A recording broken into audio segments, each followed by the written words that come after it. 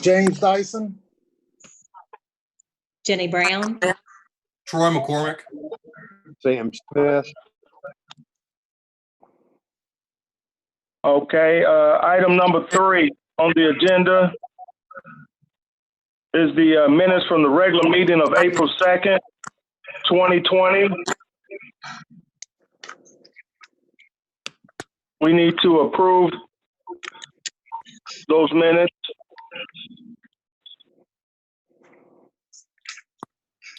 I'll make I'll make a motion to Go ahead. I'll I'll second them. second.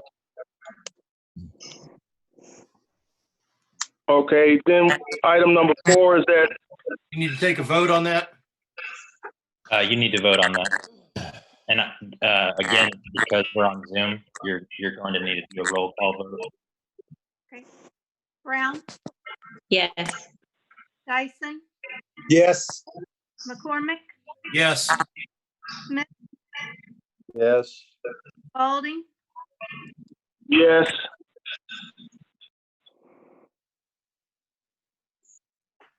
Okay, next, the approval of the agenda.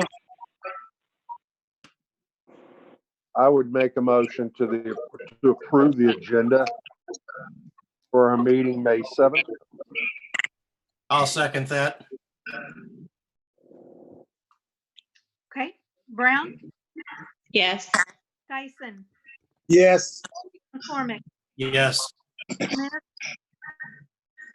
Yes. Spalding. Yes. Okay, item 5 on the agenda is the claims to be approved.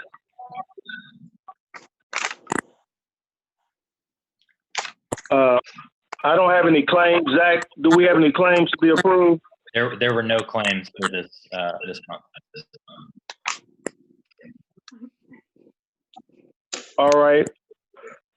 Item number 6 on the agenda. We need to discuss old business, which is the discussion of the rule change for online applications for applicants to the fire department.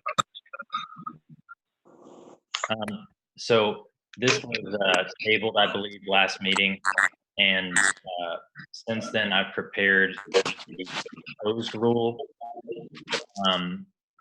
It would basically just solidify what I think is already occurring, which is that the fire department has moved to online applications.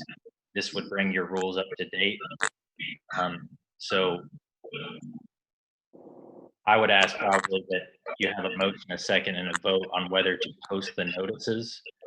I would post them tomorrow regarding the rule change, and you could hold a meeting as of May 18th to vote on that issue of whether to pass the proposed rule. How long does the applications last for people to put it in? That is determined by the Jeffersonville Human Resources Department by the current rules that are already in effect, and the new rule would not change that. It would leave it up to them. But I believe that every 2 years, upon request from the chief. I mean, what months does it go through?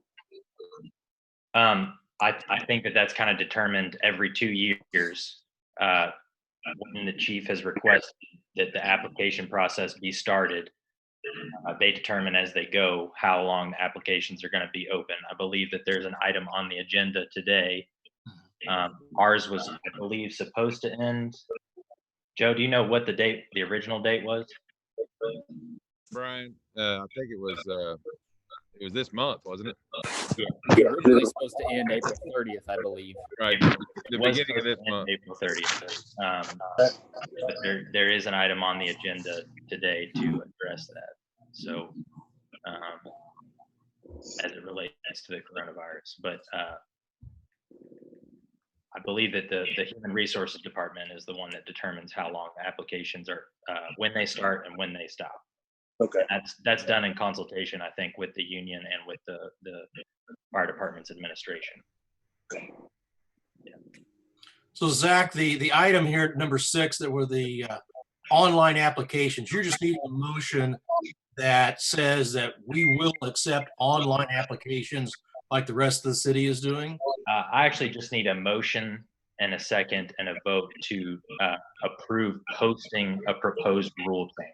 Okay, I'll be glad to make that motion for the posting of the rule change then. I would second. Okay, Brown, Yes. Dyson, Yes. McCormick, Yes. Smith, Yes. Spalding. Yes.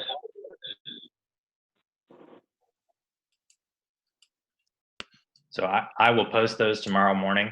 And the earliest you could vote on the actual change would be May 8th. And I think there's going to be some other items that are discussed. So you may talk about the propriety of calling a special meeting on that day, if that's possible. So.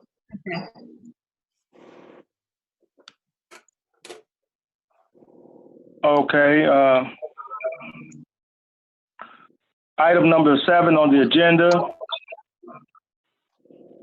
is the old business discussion of hiring preferences of Jeffersonville Fire Department and applicant interviews.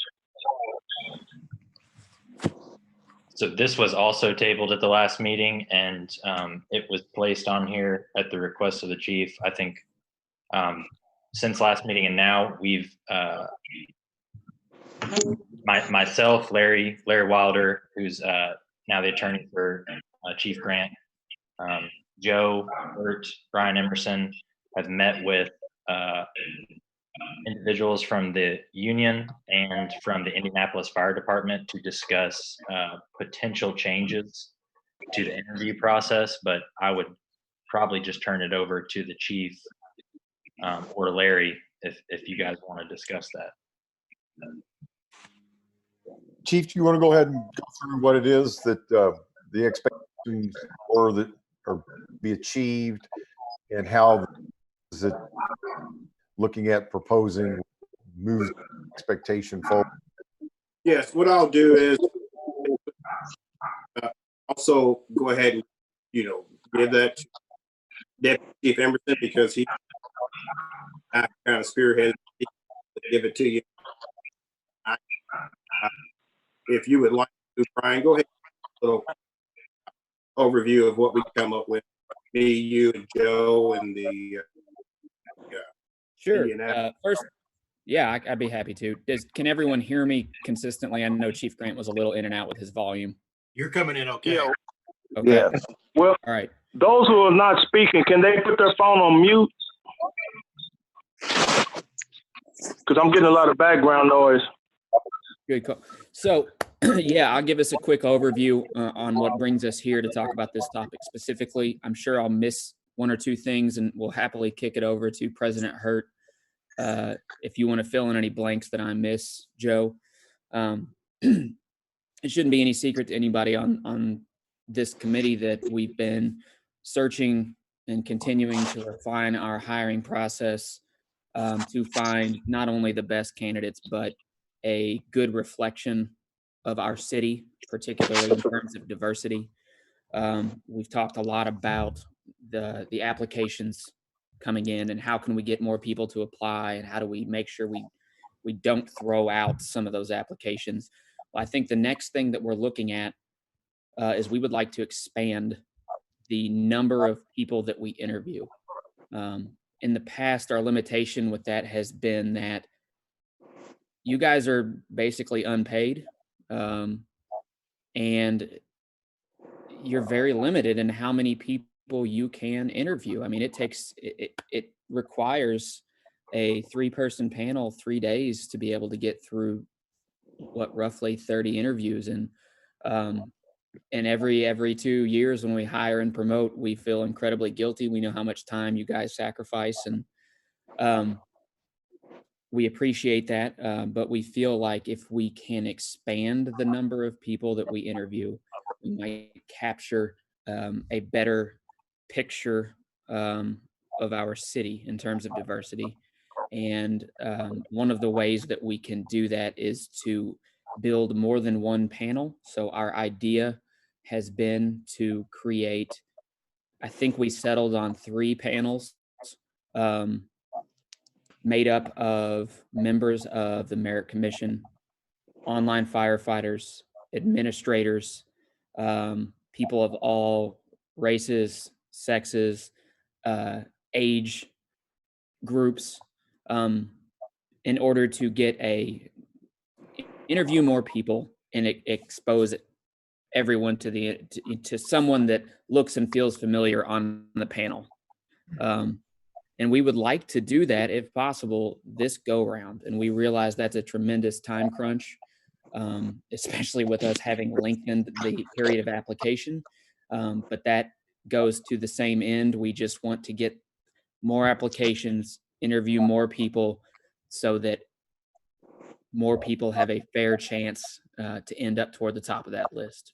Joe, I'm gonna mute myself, hand it over to you to fill in any gaps that I'm sure I missed. No, I think Deputy Chief Emerson did a good job explaining what the goals are, and to correct you, and I think we had decided on 5 panels. So just to kind of explain to some of the new board members, elaborate a little bit on what Chief Emerson was saying. We've limited ourselves to around 30 applicants per year, and that's simply because of, like he said, the interview process is so timely, and there's only so many of you all, and we can only request you all do so much.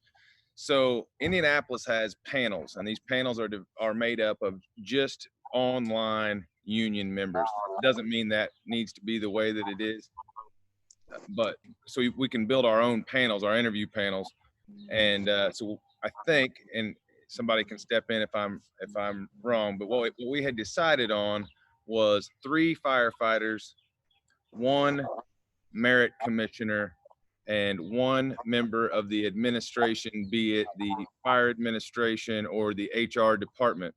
We'd like to build these panels at all cost with at least 1 minority, a female, and then randomly draw the applicants. And to give you all a little more information on how it has been going, when you limit your number to around 30, the top 30 people, what you're getting is, last year anyway, was the lowest person interviewed as far as the cumulative score on the curved exam, I think was about an 87%. So that means if you got an 86%, you didn't get the chance to even have an interview with the Merit Commission. And what we determined when we were discussing with President Hannafy out of Indianapolis and the IFD, that's not necessarily a person that got an 86% is not necessarily someone that's not appropriate to be on the fire department. We do a lot more than take written exams on the fire department. And so if we had gone and interviewed about 100 people last time on the last hiring process, that would have taken us down to around the 72, 73% on the written exam. And all the schools that I have attended, that's still a passing grade, and that's okay. And then they have an opportunity to come in and interview. And as we know, it's the weighted scores on those are 40% written exam and 60% interview. So someone that got a 80% on a written exam or a 79% on a written exam certainly is not out of the running for getting a spot on the Jeffersonville Fire Department. And it also opens up our pool of applicants to allow us to try to make our department and our hiring classes look like our city. So I believe Chief Emerson and Chief Grant, that's what we had talked about as far as what our panels look like. That's certainly going to be a decision for the commission. And we want you all to stay involved. That's why we included a spot on the panels for the commissioners.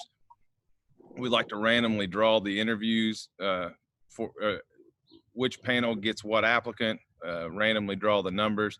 And so ideally each panel would interview around 20 people. If the numbers look like, if the scores look similar to what they have in the past, that would put us at about 100 applicants. It would put us still above a 70% on the written exams. and it would give us a larger pool of applicants to choose from after the interview process. So I'm going to interrupt because, I mean, it's after 5 and I haven't interrupted all day long to anybody, which is the horrible thing about being home. So everything I think that was, and Chief, if I'm incorrectly stating our discussions, please interrupt me. But everything Mr. Hertz said, I believe, is absolutely accurate about this desire to encompass more participation in the interview process, to take some of the burden off of the commission themselves. I think that we really haven't gotten to this place where we're going to propose 3 firefighters, one merit board member, and 1 member of the administration to make up the 5-person panel that's doing the interviews. What we don't want to see, I think, and Chief, again, I think this is my expression of our discussions. What we don't want to see is 2 things. One, you as the Merit Commission believe or perceive that we are usurping one of your duties and obligations. And the other thing we want to make sure that doesn't appear is that any one group is being capable of just determining based upon pure numbers the result of an interview is going to be. So I think that, am I right, Chief? We want to talk about maybe a little more parity in those numbers, whereas if 6 individuals are talking and 3 of them are of one appointment, so to speak, it doesn't, the parity seems to be gone. Is that, did I say that correctly, Chief? I believe you did. If I couldn't said it better myself. I think what we're trying to do is we're trying to dig down into the list a little bit and try not to eliminate some people because, you know, some people may interview well, but they may not score at 80 or 90%, but they could interview and we could see something in an individual that, you know, hey, that may spark an interest in one of us, that can be a good firefighter.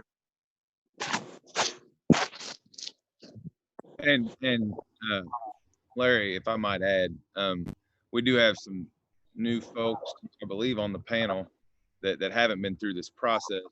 So no matter how we comprise these panels, or on the commission that haven't been through the process, rather, but no matter how we comprise the panels, the entity that we use is IPSP, and no matter who's doing the interviews, IPSP will gather those folks up and they'll train them in exactly how to do an interview and how we score these interviews, so that it's completely non-biased.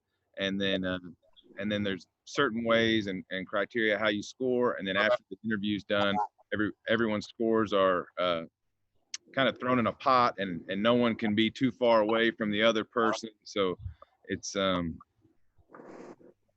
think it's a really good process and a fair process. And the idea, as I mentioned, was just to broaden our pool and diversify our applicants. Yeah, and I agree. And maybe I was not clear.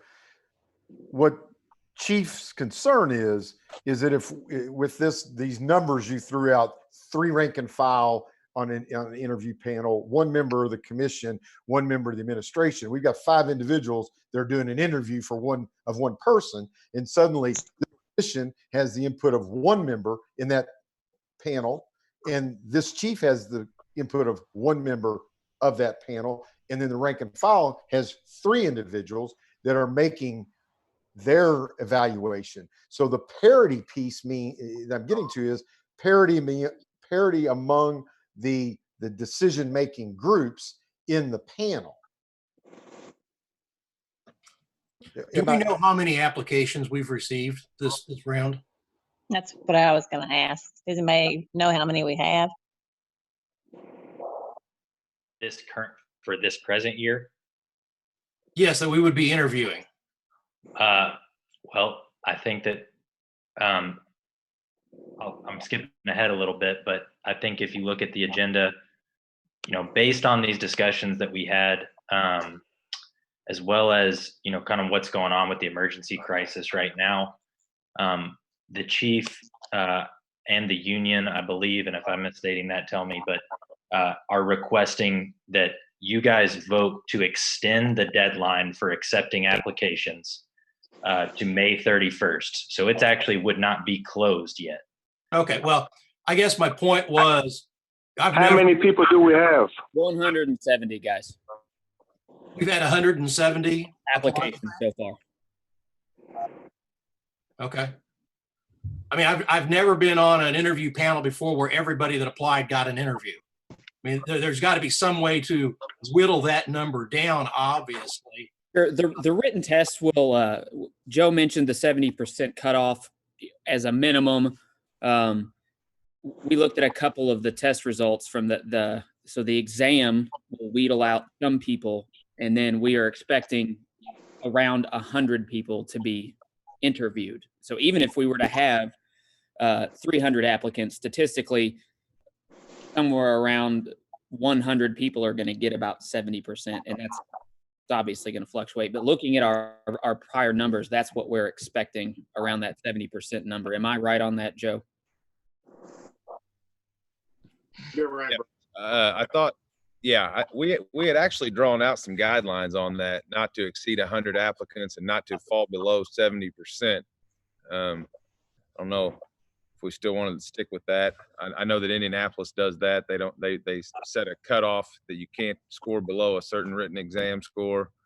And then we had said that we had discussed setting a cap on our number of people we interviewed, just simply because of time and resources. That number was 100, Joe. I believe it was. Yeah. The minimum of. So if we had 170 people apply, are they taking this written test as part of the application process? Yes. So the first step in applying is the written test. So we know coming out of that what your top 100 are. Well, the first step is a background investigation. Then they sit for the written test. Then they go through the interview. So they apply a background. Yeah, Zach, I don't think they do a background on 170, do they? I mean, that's your area of expertise, but I didn't think that's. I'll say that's what it says in the rules. But okay, well, yeah. I don't think that's what we've done historically. So everybody that applies has a background check done on them right off the top? Actually, it just says during the applicant screening process. Yeah. So it could happen whenever you want to. Yeah. It doesn't make sense because somebody's got to pay for each one of those background checks, do they not? So I would think it would come somewhere after a short list. I believe that the individual applying pay for the background check, but I'm not totally sure. No, we've never done it like that. Yeah. You apply, you take and I'm just telling you what we've done, Zach. I'm not trying to correct you on what we do. You apply, you take the written exam, you interview, we set the list, or you interview, then we do the background check, and then they create the list. Okay. Mm-hmm. That is the. Yep. So what are we looking to do today? We need to approve the application process to end the end of May. That would be in the next item, but right now this is just a discussion of the logistics of altering what your interview process is right now, which I'll. Real quick then, in these other discussions that have gone on where you've talked about interviewing up to 100 people with 5 different panels, is there any concern that you're almost diluting the quality of those interviews because you don't have the same group of people interviewing all your applicants? I think that's where IPSP comes in the training. There's a standardized training process they put everyone through to make the best effort at, as Larry said, at having parity among the panels in terms of how they're scoring. There's very specific instructions on how to score some of those answers.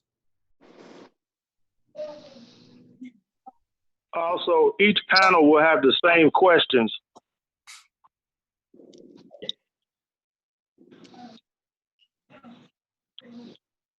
So right now, the rule for the personal interviews is, and I'll just read what the rule says. After the completion, I'm getting a lot of feedback, sorry. After the completion of the background investigation, the commission shall conduct one or more personal interviews, which shall be considered as examination of the applicant's character, personal habits, and reputation of ability and general fitness of the applicant. That's all it says.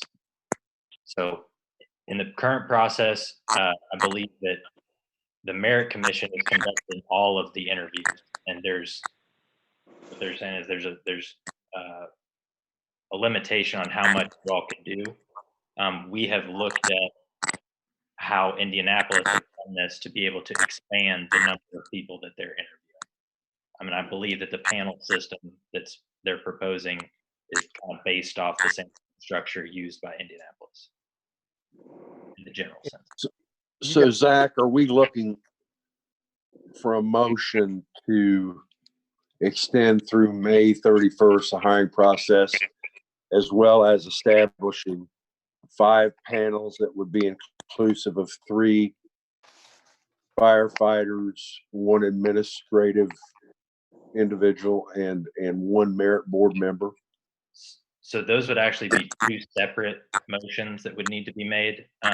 But one of them would just be the extension of this year's application deadline.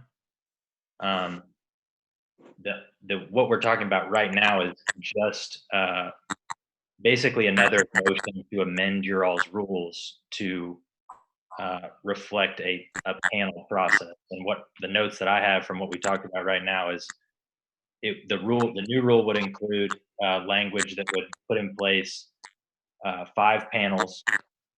I believe that we have maybe some disagreement on who is going to compose the panel, whether it's going to be 3 online members of the fire department, 1 administrative member of the fire department or the human resources division, and 1 member of the commission for each panel. So that's 5 panels. Each of those panels would do a maximum of 20 interviews per panel, and you'd have a maximum of 100 candidates interviewed. I think there's maybe some disagreement about whether it could be 3-1-1 or a different proposal. I haven't heard a different proposal, just a discussion of parity in the numbers. But basically, a motion to make a rule change to the interview process entirely. Chief, what was your proposal for the makeup per panel? For that 5? 3 rank and file, 1, 1, and 1?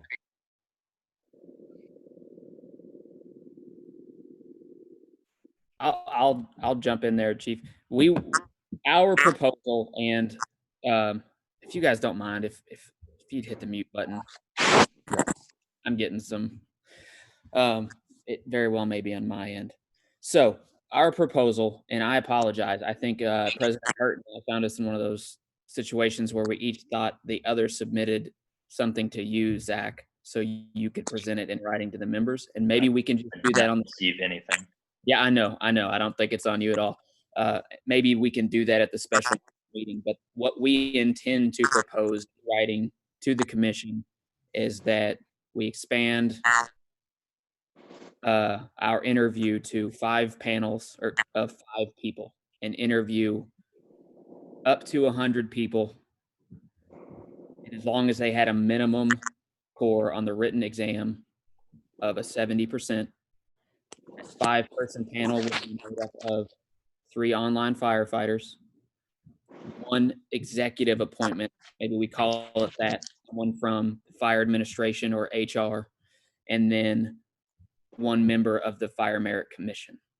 Joe, can I get a thumbs up if you feel like I said everything right? And we also kind of specified at all costs we would try to make sure we had a female and a minority on each panel. Right. A diverse panel, right? So that hopefully will be more clear if we have it in writing in front of you guys. Let me just make sure, Chief, that is what you want to be presented, correct? So then I totally misunderstood everything, which is not uncommon. So the commission understands basically you would need to make a motion to amend 3 different sections of the internal rules. So I think it could all be done in one motion, but at some point at the special meeting in the future, you would need to vote on a change to the personal interview process, the applicant rating system, because that's now sets a score as the mean score being the cutoff. I don't think that's what this proposal would be.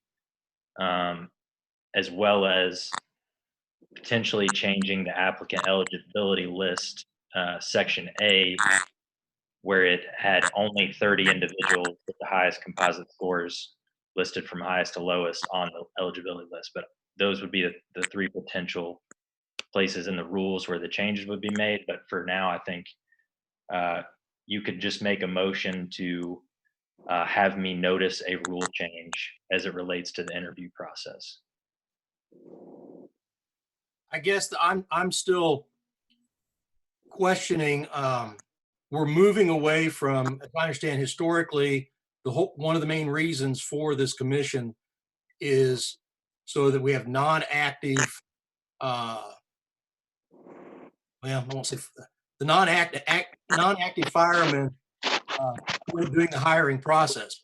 We're moving now towards the fire department, basically, because the numbers far exceed those of the commission numbers. If we're putting 3 active, 4 active firemen on each panel, we're moving away from a non-fireman commission to the fire department basically doing the hiring, correct?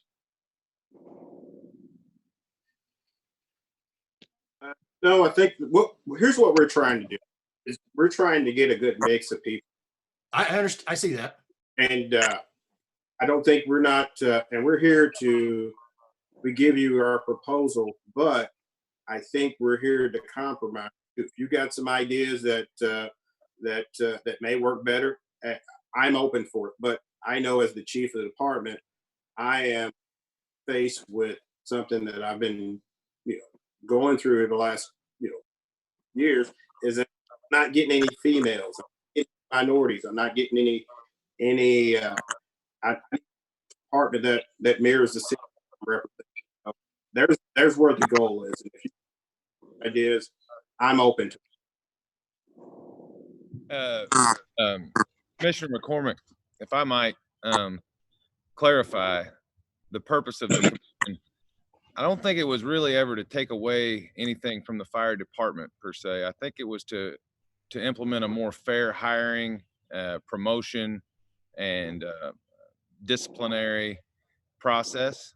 I think that historically it was a political process, and the idea behind a merit commission is to take the political side of it out.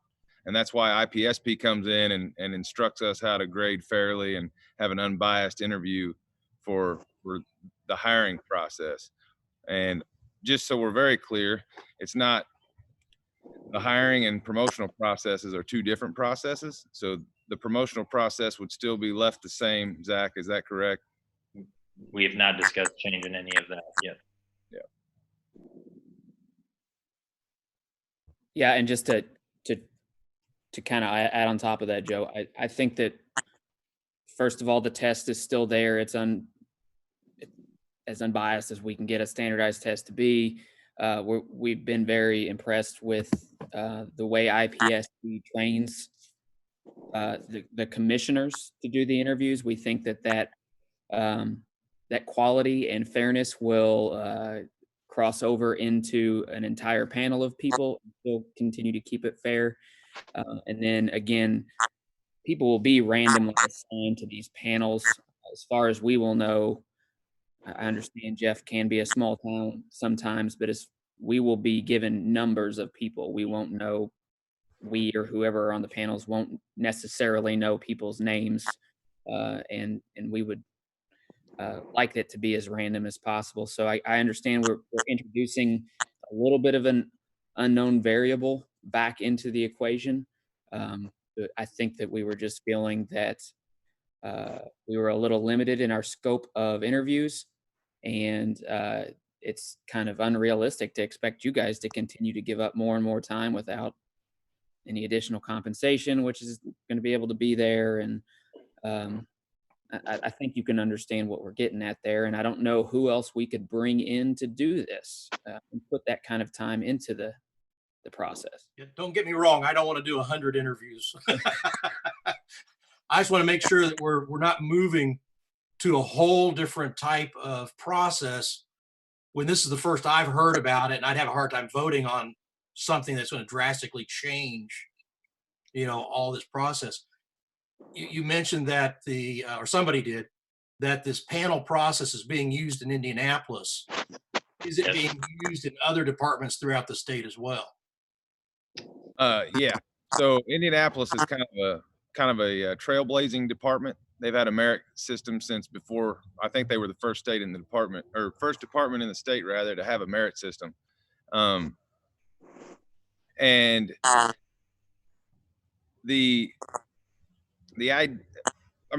Indianapolis is a great example.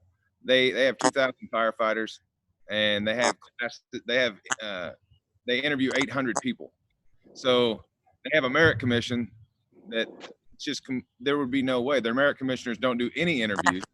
They pass the buck off to the firefighters and expect that those interviews are done fairly. I think it's easy to forget, we're growing, we've been growing. And so we've gotten to a point to where before it was the 30 firefighters was kind of where we needed to be to interview.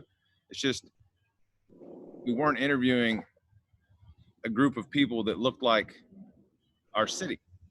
So we need to figure out a way to fix that problem. And I think if we're cutting off our interview group at 87% on a written exam, I think we've got a little wiggle room that we could slide the bar down a little bit, because somebody doesn't get an 87% doesn't mean they're not going to be a good firefighter. And with that, the idea behind the panels is just to allow for that change, because like you said, you don't want to interview firefighters. So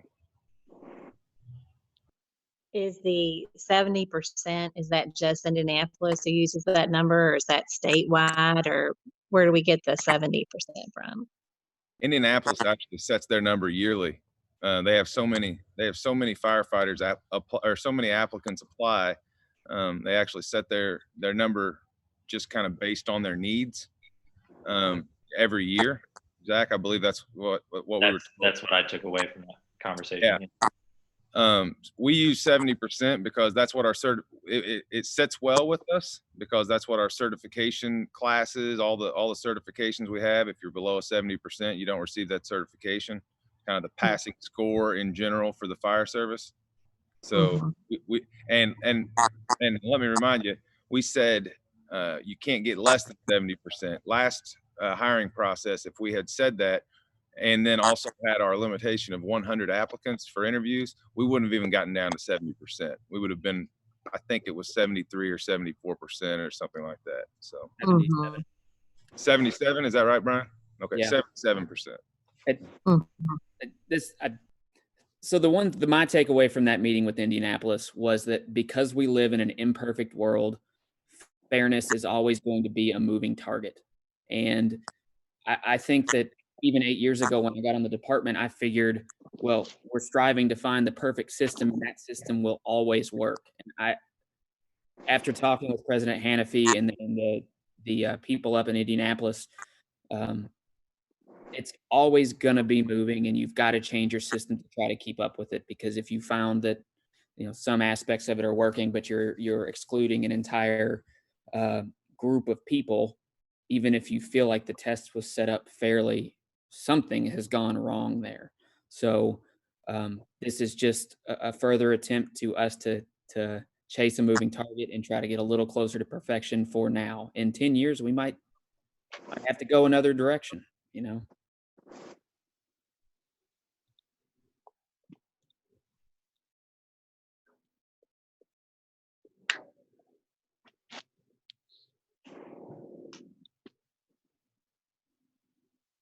A lot of silence.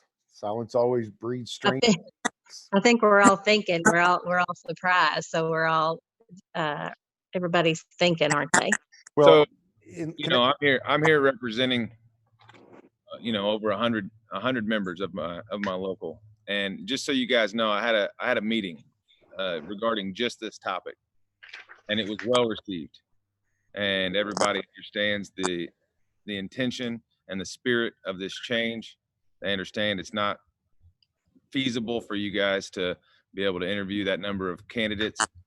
And we didn't set it in stone as to how it looks, but we did do a lot of brainstorming and a lot of research. We like Larry and Zach said, we brought in President Hannafy. He's the president of the Professional Firefighters Union of Indiana, which is 7,000 plus members strong. So he's got a lot of experience with these types of situations. We brought in 2 different chiefs from IFD who were around when they were experiencing similar issues, and talked us through how they got through those issues and what they did to correct them. And so we've taken a lot of advice, and we didn't just come upon this quickly. So, Mr. McCormick, to address one of the things you mentioned, if I may, and I'll try to be quick. So historically, I can tell you that I was the attorney that represented the city council in Jeffersonville, prepared the original ordinance that created both the merit board and the police merit board. And the basic reason that occurred when it did occur, because the city council felt like that the unilateral ability of the executive to choose whomever they wanted to be a safe and having no process appropriate, and it tended to lead to exactly what you were referring to. An unfair process was not a process. So when we visualized the statute, that was the visualization. So you'll also know group, there has been one occasion that the disbandment of the entire merit system was 2 votes away. In other words, the city council can vote to eliminate the merit board system. And if the union agrees, then it goes away. So it is an ongoing moving target. All the things you all are dealing with are very emotional for lots of different groups of people at all times. But it is, Mr. McCormick's correct. There was a movement and a belief there was a movement more towards fairness. And at the point, and Joe, I don't even know the department when they had the vote. The concern then became that the merit board itself was controlling the department more than it needed to. Therefore, they came up with this, well, we just want to go back to the old system, which was very much it was wrought with nepotism and favoritism and all the tism you come up with. So yeah, that's exactly what this that we're talking about with the panels is almost a hybrid then between the 2 extremes. And the only other thing that I would question budget wise for training for 15 people instead of 5, we just want to make sure that we find out what those budget numbers are and we start sending people up to Indianapolis for being trained on how to do the interviews. So they will actually send people down here. Oh, okay, good. And I don't think the budget would have to reflect any change. That the classroom size wouldn't really matter. Great. Okay.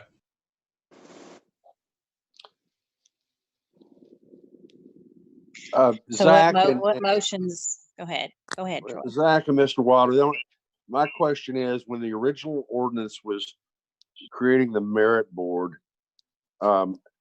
if we consider this change on these 5 panels, would it be inconsistent with that ordinance? Zach, he knows the statute far better than me right now. Well, so the ordinance and the statute are different, I believe, but the ordinance just set up the merit commission in the city of Jeffersonville. Larry, you can speak to the history of this better than I can, but at the time, I don't believe that Jeffersonville was a second-class city. It was not. So they chose to adopt a merit commission where it was not required. I believe that the purpose of the merit commission statute is exactly what Joe kind of alluded to. It was to introduce not just fairness, but a system based on merit. instead of just being chosen outright by potentially the mayor, like Barry said, when the commission did not exist, there was a step-by-step process where you were supposed to demonstrate the ability, mentally, physically, through tests, the CPAT test, which is the physical agility test, the general aptitude test, and then also go through a series of personal interviews. It's my opinion that we're not moving away from the purpose of the merit statutes by adopting this system. And I think that would be consistent with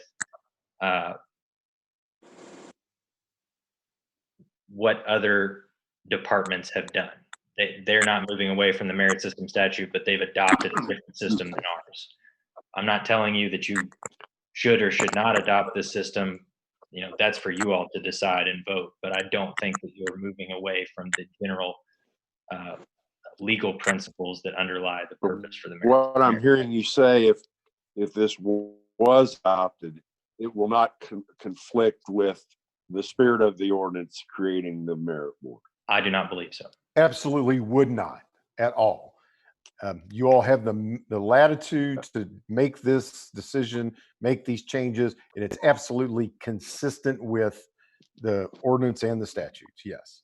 And Zach, applicants will have a score from the written test. They'll have a score from interviews that will be averaged together.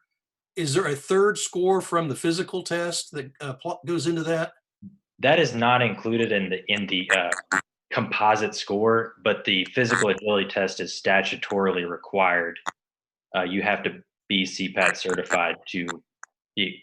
Am I saying that correctly, Joe or Brian or Chief? That's right. It's a pass fail. So the basically how that works, they do 60% on the interview, 40% on the written exam. They're placed together. The list is made regardless of physical ability, and then you work your way down the list. The way that it is currently written in our local merit rules, you must have a CPAT certification at the time of job offer. Well, and I think by keeping commission members on each of the panel, it's still involving the commission, and not, as you pointed out, Indianapolis has gone completely away, but we're still maintaining a presence on the panels. And I say it basically becomes a hybrid of the two, and we'll find out if we get the larger numbers of minority and female applicants and broaden that applicant base for choosing from.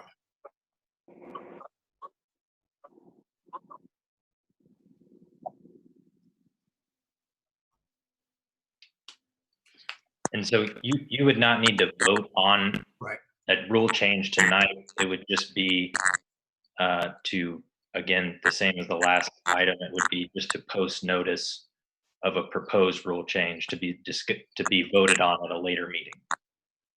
And that's so that, I know Joe said he brought this up to the union, but that's so, the public has notice, but members of the fire department have notice to come and potentially speak on this issue if they'd like to. Zach, I'd like to go ahead and make a motion that we make the announcement of the proposed rule change to move to a panel board system for interviewing of applicants. The makeup of those to be determined at the time of the final vote.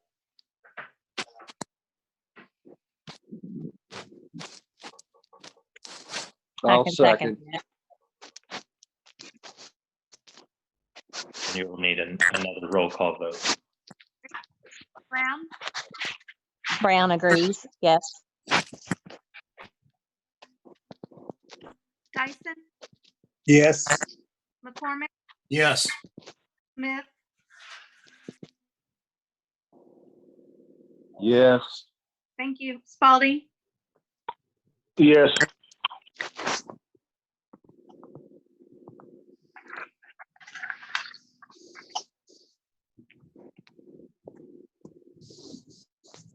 Yeah.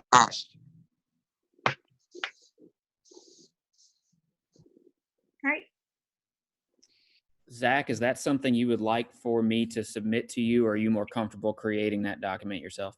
If you want to submit it to me, and then we can go back and forth on the specific language if you'd like to have one ready for that meeting, that'd be fine. Whatever your guys' proposal is what I want to put forward. Chief, if it's okay, Joe and I'll get together and hammer something out and submit it to both you and Mr. Stewart. Sounds good.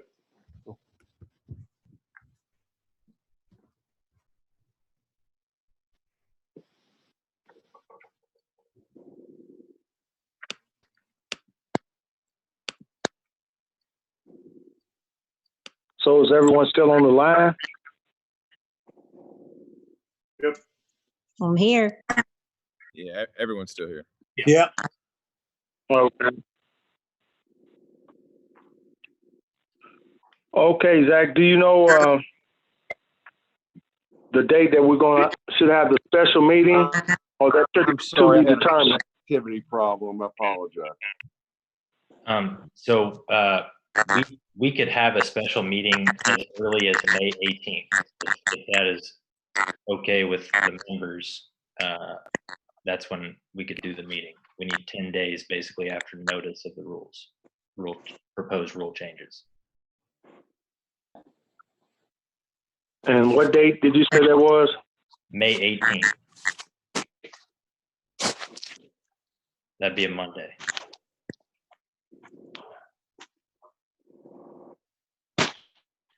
You could do them later than that. I mean, it doesn't have to be on the 18th.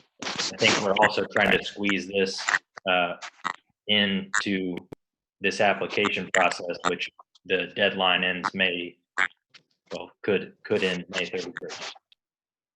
So. Okay. We're going to talk about that application extension deadline. That's on item number 9 tonight. Yes. Okay.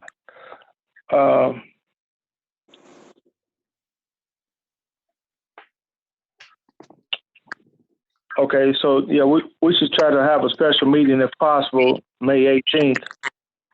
Say that's a Monday. Yes, it's a Monday.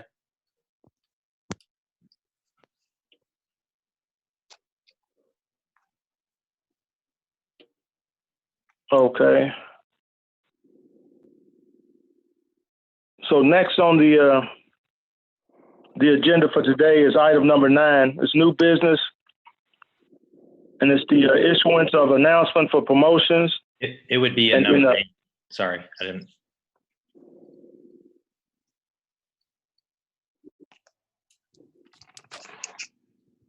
Okay, what did you say?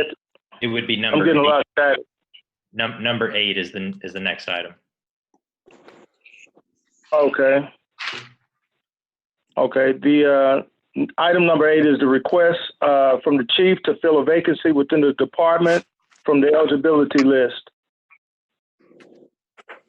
So I received a written request from the chief to fill a vacancy in the department. So at that point, I just need a motion from you guys to contact the next individual on the eligibility list about starting that process. Okay, I make a motion that you contact the next person on the list.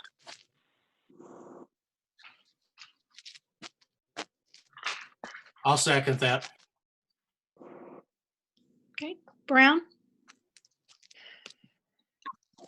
Brown agrees, yes. Dyson, Yes. McCormick, Yes.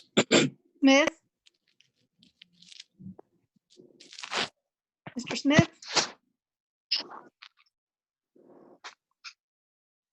is he still here?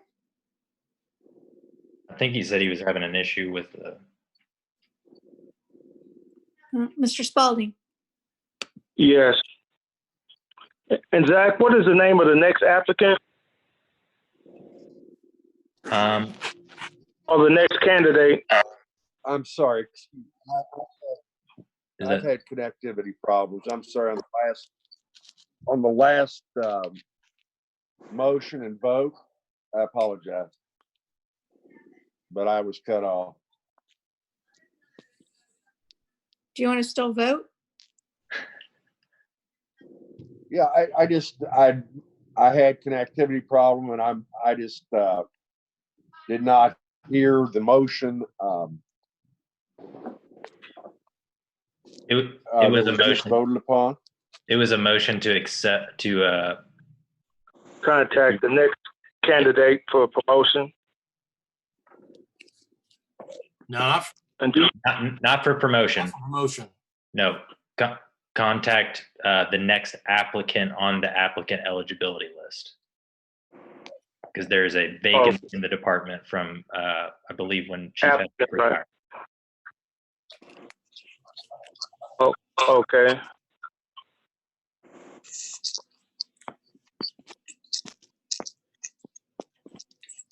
Do we know who that is right now? I believe it's number 16, unless I'm reading this wrong, but I think it's Joshua Ruckel, but that would be the next person up. That's not correct. Is it Justin Rayleigh then? Yes. Okay. Number 17.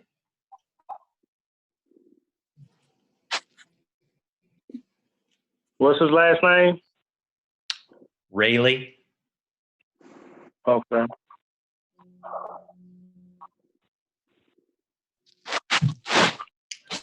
All right. I think Mr. Smith needs to vote. Yes.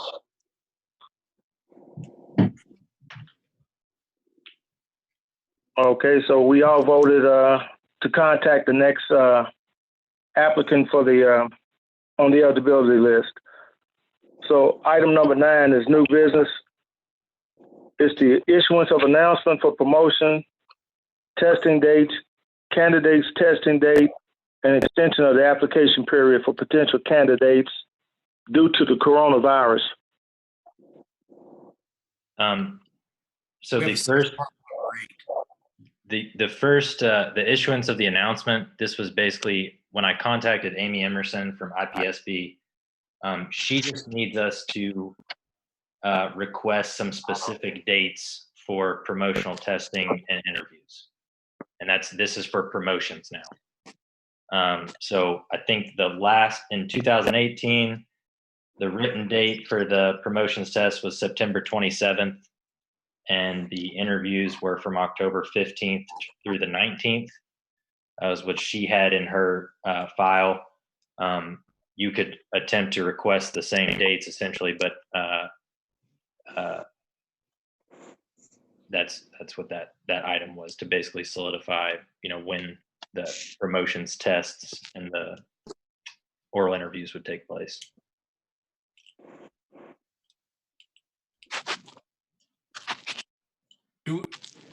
How many dates do we need, testing dates do we need for the promotions testing and then candidates testing date?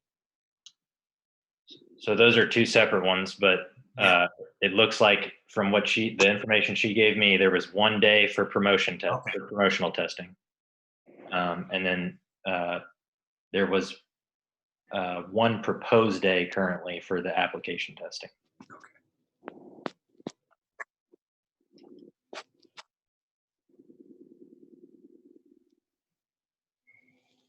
The 27th this year of September falls on a Sunday, so I would say we go to Monday the 28th if we want to stay similar to that.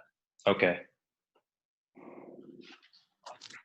And what was the other date in October that was last year? October 15th through the 19th.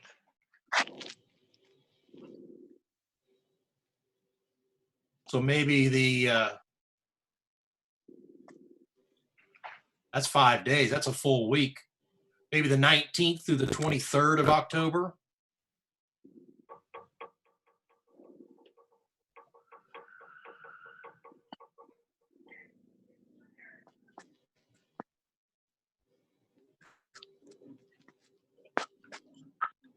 So if you want to make a motion to have me reach out to Amy Emerson and contact her about reserving those dates. I'll make a motion that we reach out and check on the availability of the dates of September 28th for promotions testing, and October 19 to 23 for candidates testing. Those are both for promotion. That's for promotions testing. Yes, that nothing to do with the candidates.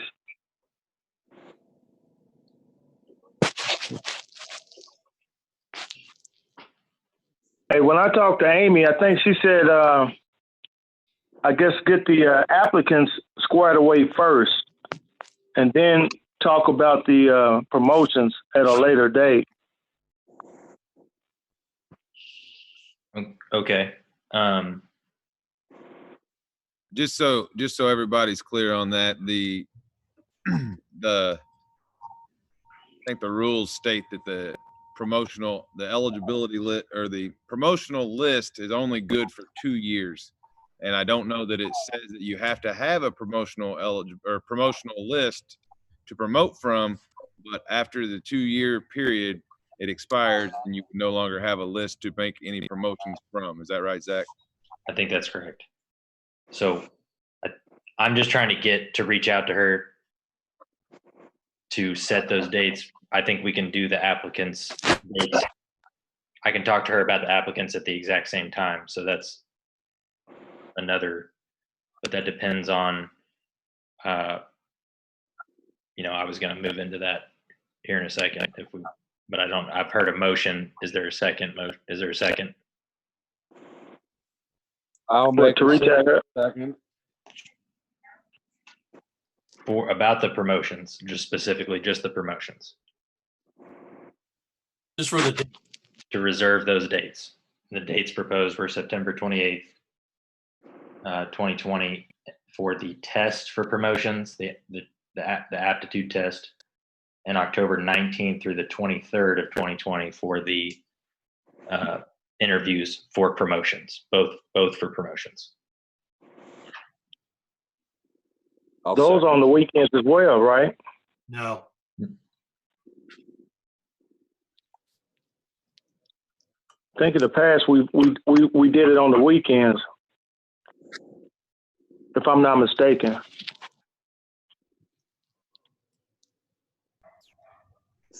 I think only the written exam has been scheduled on the weekends in the past. I don't believe anything else has ever been scheduled on the weekends. Okay.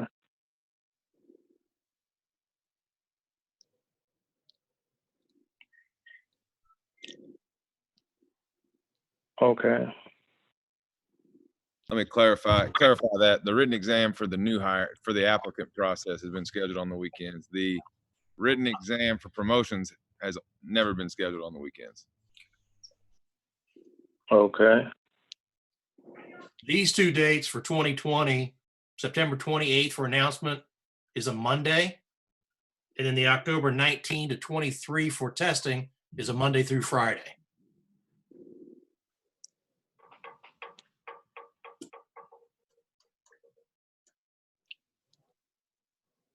So did we have a second?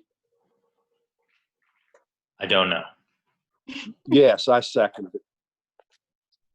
Who was that? I'm sorry. That was Sam. Sam. Sam, thank you. All right. So your vote, Brown? Yes, agree for Brown. Dyson? Yes. McCormick? Yes. Smith? Yes. Spalding? Yes.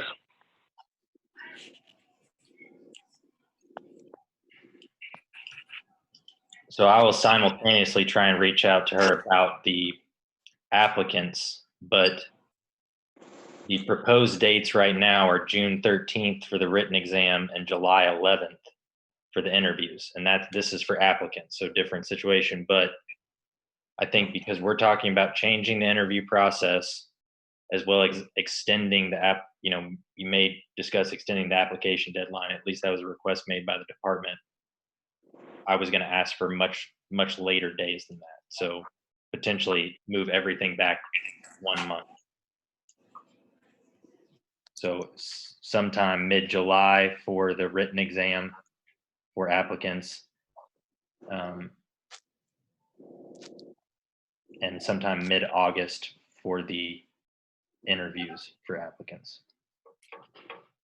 Zach, is there any reason to not move the date back for applications? Other than, do we have to run in the paper again and that type of thing?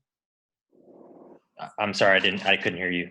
Is there any reason to not move the application deadline back? And if we do we also have to run it in the newspaper again? I don't believe so. I think when HR was on, Joe, who was there from HR when we had this discussion about? Are you talking about previously? Yes. Connie? Yes, Connie. I think that she said that they're running it still basically through their website. There would be no problem. They would just extend the date from which they were accepting applications. And I think basically the purpose for this is they had moved to a online process, or we're in the transition period, moving to an online process. One of the things is that there's a computer at City Hall for people to use who do not have access to a computer if they want to do those applications. Because of the coronavirus, City Hall has been closed, and I think the department agrees with the union that it would be a good idea to extend the application. And I think based on talking with Indianapolis and the head of the union, I cannot remember his name, Joe, but their point was that a lot of people are basically extending a lot of these deadlines because of everything that's going on. But that's why it was placed on the agenda. It was a request.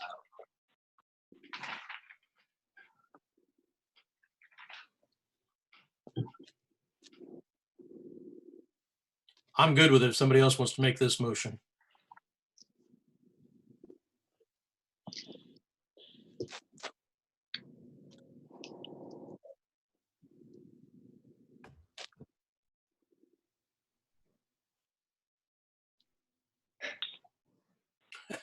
We need. Does anybody want to make a motion to extend the application deadline to May 31st? I think is the date that. Yes. That was the date that was requested. That was the date that was requested. I'll make the Right. motion to extend, or I can second, whichever you need.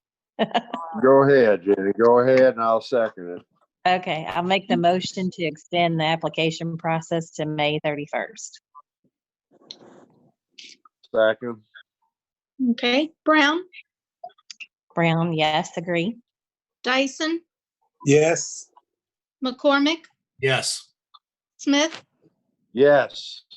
Spalding. Yes.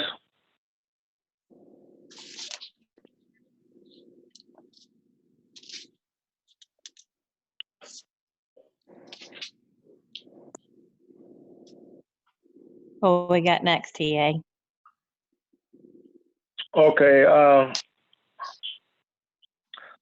Next on the agenda is the attorney's comments. Did we have the vacancies? We did do the vacant. Did you get a copy of the updated agenda? I believe Obviously not. Okay. I think I sent Where's it it out to everybody, but it was sent out yesterday. That was the last item, I think, other than. Oh, I thought there was a part that said captain, lieutenant, and sergeant, That was removed. and that was removed. Okay, sorry about that. No worries. So Okay. I just want to thank everybody again I know it's very hard to do this via Zoom, but I want to thank everybody for being available. And I know we went through a lot of complicated issues today. And just thank everybody I think we had some good discussion, and and I want to thank the union for everything, the firefighters for everything they're doing during this pandemic. So thank you all. Thank you. Yes, thank you.